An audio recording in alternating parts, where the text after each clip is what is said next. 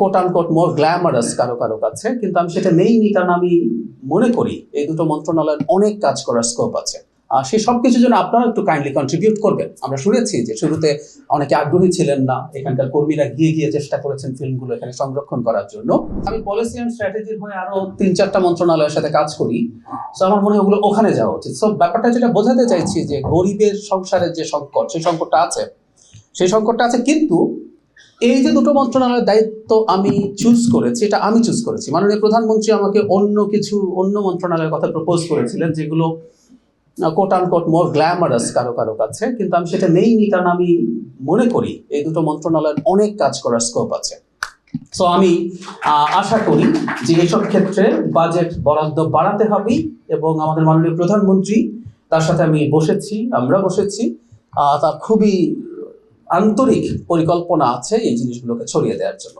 এখন film archive যে প্রতিষ্ঠানটা 50 বছরে পা দিতে যাচ্ছে, যে প্রতিষ্ঠানটা আমাদের প্রতিমন্ত্রী মহোদয়ের চাইতে বয়সে বড়, আমার চাইতে খানিকটা ছোট, তো সেই খুবই খানিকটা, তো সেই প্রতিষ্ঠানটা এখন পর্যন্ত কি করেছে, এই প্রতিষ্ঠানকে স্বাধীনতা পদক দিতে হবে, এই কথা প্রিভিয়াস ডিজিদের কেন বলতে হয়? এই কথাটা তো জনগণের বলার কথা ছিল। তার মানে হচ্ছে, আমি এটা বোঝাতে চাইছি, আমি কিন্তু বলছি আবারও, আপনারা চেষ্টা করছেন, এই প্রতিষ্ঠান ভালো কাজ করছে, আমি দেখেও বলছি, জনগণের সামনে কিন্তু এটা খুব বেশি এক্সপোজড হয়নি। টু সাম এক্সটেন্ট এটা টেকনিক্যাল ব্যাপার, এটা সিনেমার সাথে জড়িত মানুষজনই বেশি করবেন, কিন্তু আমরা যদি প্রচুর সেমিনার করতে পারতাম, মানুষকে আরো ডাকতে পারতাম, আমি যদি বিভিন্ন পর্যায়ের এই কানেক্টিভিটিগুলো বাড়াতে পারতাম, ক্যাম্পেইন বাড়াতে পারতাম, তাহলে এই প্রতিষ্ঠানটা আরো বেশি মানুষের কাছে পৌঁছতে পারত।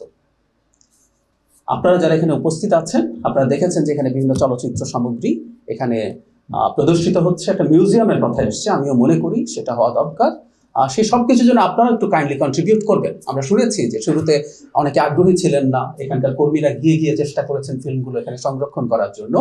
আপনারা আপনাদের সৃষ্টিগুলোকে একটু বাঁচিয়ে রাখুন। আমরা এটা নিশ্চয়ই বুঝতে পারি, আমাদের ঐতিহ্য ভুলে যাওয়া উচিত হবে না যদি আমরা সঠিক একটা চলচ্চিত্র ভাষা তৈরি করতে পারি।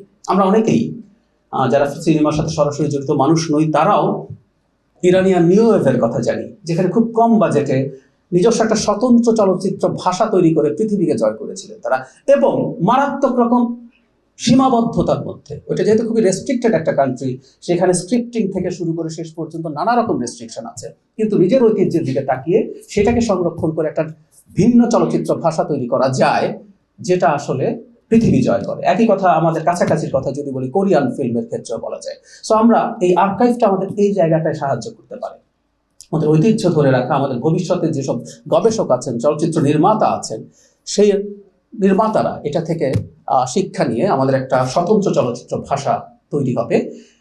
আমি শেষ করব তার আগে, এই প্রতিষ্ঠানে যারা কাজ করেছেন আমি প্রত্যেককে কনগ্র্যাচুলেট করি। আপনাদের অক্লান্ত পরিশ্রমী এই প্রতিষ্ঠানটা এই জায়গায় এসে দাঁড়িয়েছে, উন্নতির জায়গা আছে, এর মানে এই না আপনাদের অবদানকে এই রাষ্ট্র, এই জনগণ কখনো অস্বীকার করবে, সেটা আছে।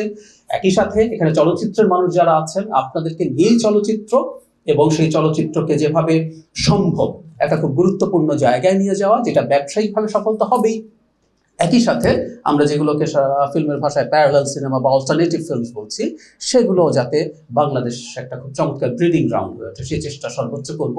শেষ করছে আবারও, যাবতীয় দাবি দেওয়া মন্ত্রী প্রতিমন্ত্রীকে বলবেন, আমি এমনিতে আপনাদের সাথে আছি।